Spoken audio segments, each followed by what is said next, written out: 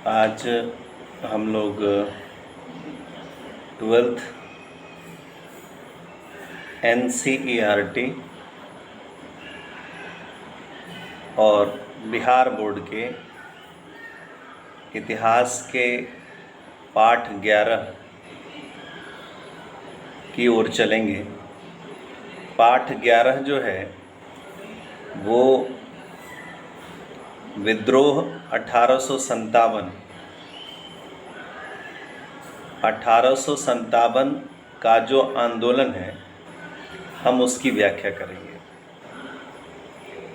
सबसे पहले तो हम ये जानें कि 18 मई, सबसे पहले हम इस बात को कह रहे हैं कि 10 मई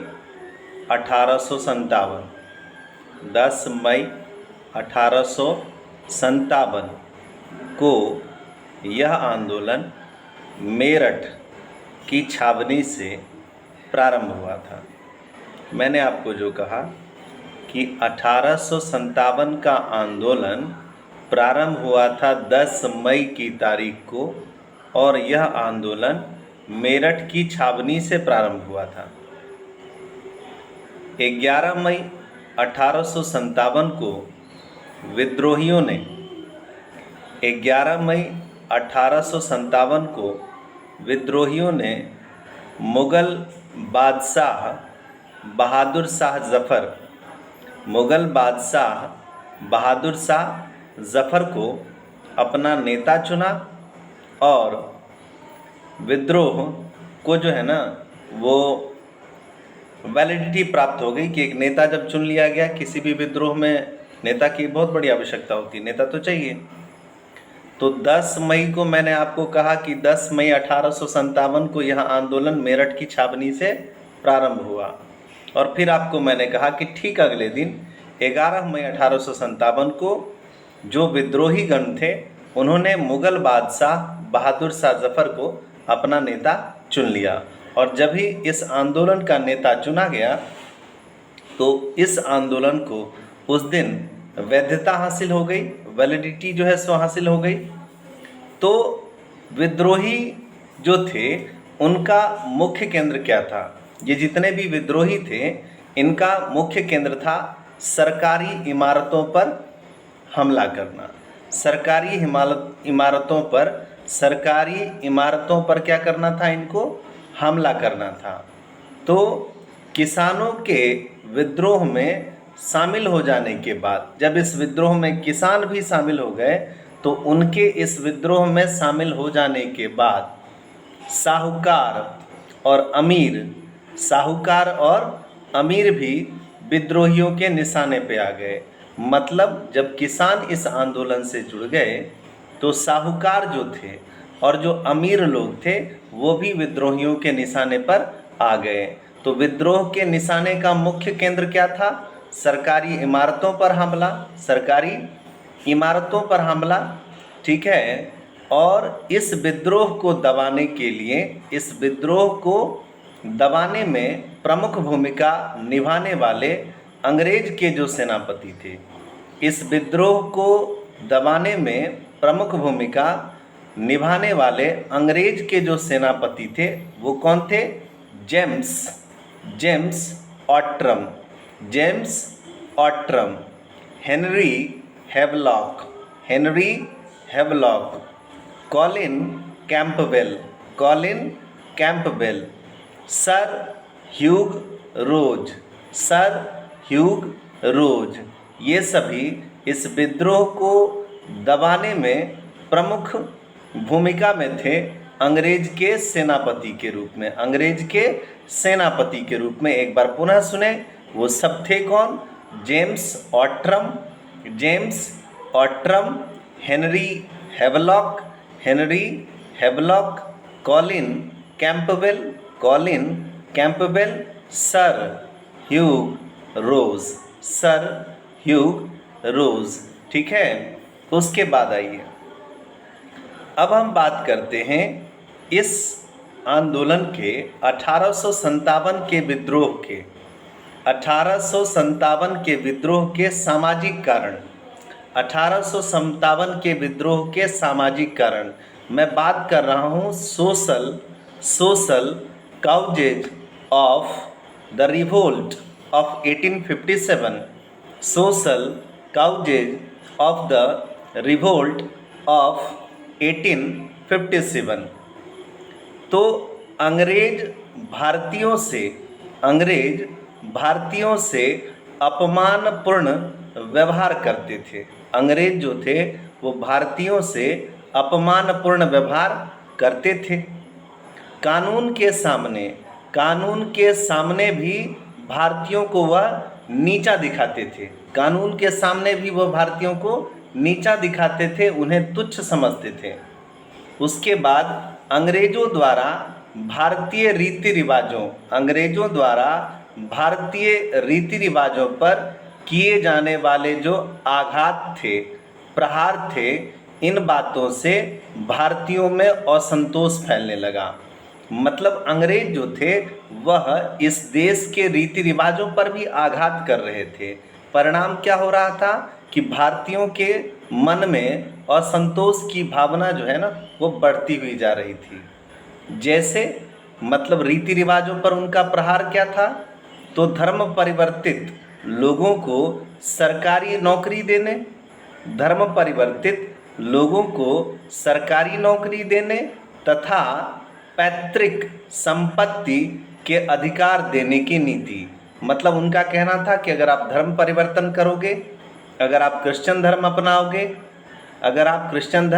अपनाओगे तो आपको सरकारी नौकरी भी देंगे, आपको पैतृक संपत्ति जो है, आपके पैटर्नल एकर्स जो हैं, बाप दादाओं की जो संपत्ति है उसका भी आपको अधिकार देने की नीति जो है ना वो प्राप्त होगी। सती प्रथा का भी उन्होंने क्या किया, उन्मूलन कर दिया। सती प्रथा आप लोग समझते होंगे कि विवाह के उपरांत अगर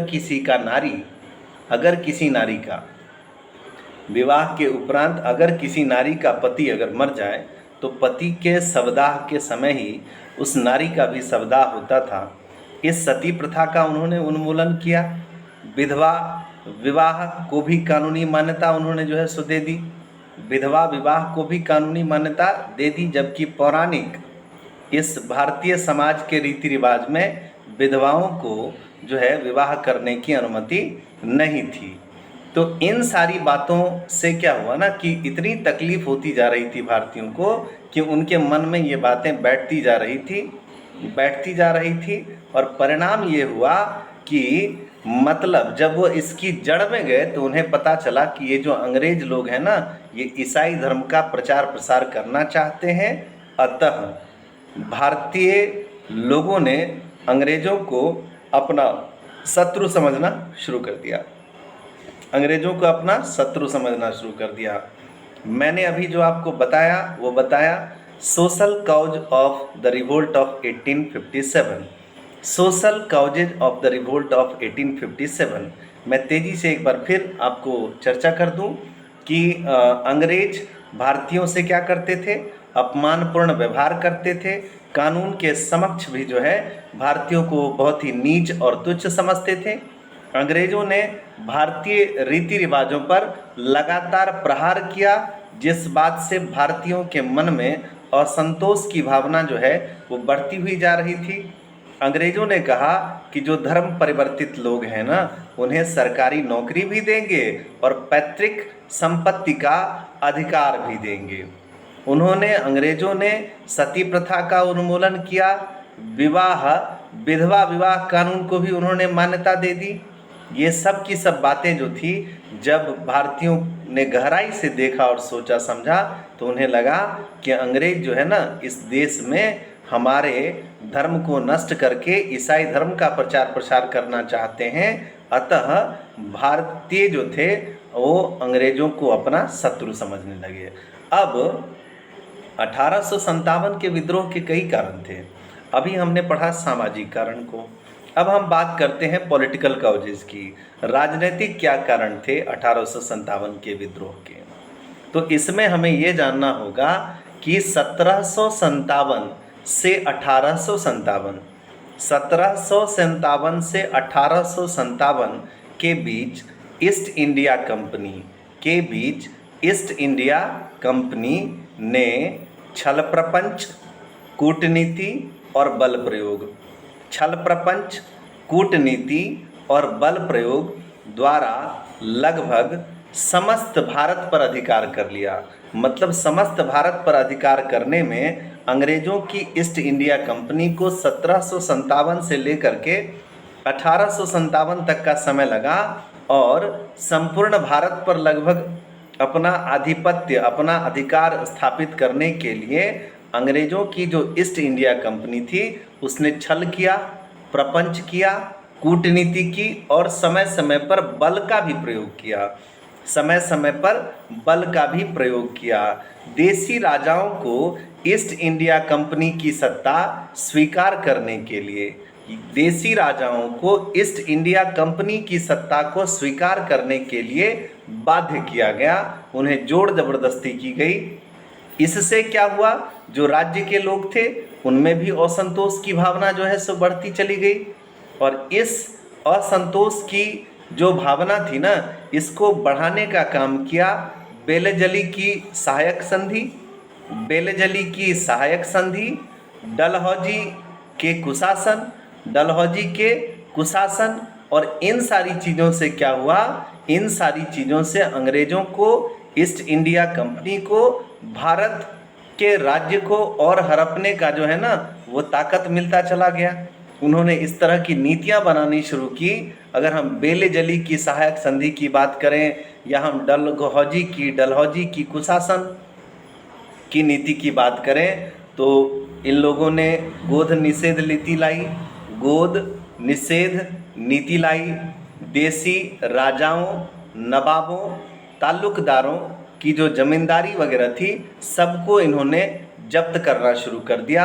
और ये जब इतने सारे कारनामे उन्होंने करे तो एक तो पहले से ही कई सामाजिक कारण थे जिसकी वजह से भारतीय लोगों के मन में असंतोष बढ़ता जा रहा था, और ये सब काम जब भी उन्होंने किया तो क्या हुआ कि इस असंतोष की आग में घी डालने का उन्होंने काम कर दिया। घी डालने का उन्होंने क्या किया, काम कर दिया।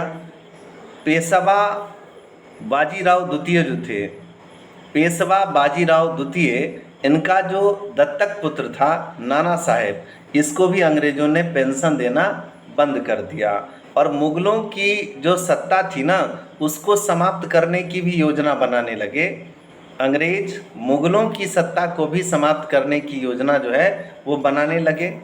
झांसी की बात करें, नागपुर की बात करें, सतारा की बात करें, पंजाब अवध के अधिग्रहण से, फिर से सुनिए, झांसी, नागपुर, सतारा, पंजाब, अवध के अधिग्रहण से देसी राजा और जमींदारों का जो एक वर्ग था, देसी राजाओं और जमींदारों का जो एक वर्ग था, उन्होंने ईस्ट इंडिया कंपनी के शासन के खिलाफ एकजुट होना शुरू कर दिया, संगठित होना शुरू कर दिया।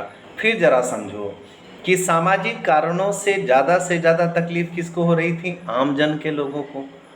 लेकिन राजनीतिक कारण कब हुए, जब राजा महाराजाओं को दिक्कत होने लगा, जब ताल्लुकदारों को दिक्कत होने लगा, जब जमींदारों को दिक्कत होने लगा, जब मुग़ल की सत्ता भी डगमगाने के हालात पर आ गई तो कई सारे राजनीतिक कारणों ने भी जो है ना वह जन्म लेना शुरू कर दिया। परिणाम ये हुआ कि राजा महाराजा हों या जमींदार हों, इस वर्ग के जितने भी लोग थे भारत में, इन्होंने अंग्रेजी शासन ईस्ट इंडिया कंपनी के खिलाफ अपने आप को एकजुट करना जो है वो शुरू कर दिया। तो आज हमने पहले अंश में पढ़ा 1857 के क्रांति के सामाजिक और राजनीतिक कारणों को लेकर। इसे एक बार, दो बार, तीन बार सुने। बहुत सारे वस्तुनिष्ठ प्रश्न के जवाब हैं इसमें, बहुत सारे वस्तुनिष्ठ प्रश्न के जवाब हैं। देश के हालात को देखते हुए, बहुत कुछ सोचते हुए मैंने इस तरह के वीडियोस भी जारी करने शुरू किए हैं कि बच्चे अपने घर पर इन चीज़ों को प्रॉपर रिवीजन कर लें। बस इस बात का ध्यान रखें कि आप जब इस वीडियो तक पहुँचे तो चैनल को सब्सक्राइब कर लें और बेल आइकन को भी प्रेस करें, ताकि जब जब इस पर लगभग डेली बेसिस पर कोई ना कोई वीडियो भी आएगा तो आप उसका नोटिफिकेशन प्राप्त करते रहें, उसे देखते रहें। चलिए ओके, अगले के साथ फिर मैं उपलब्ध होता हूँ।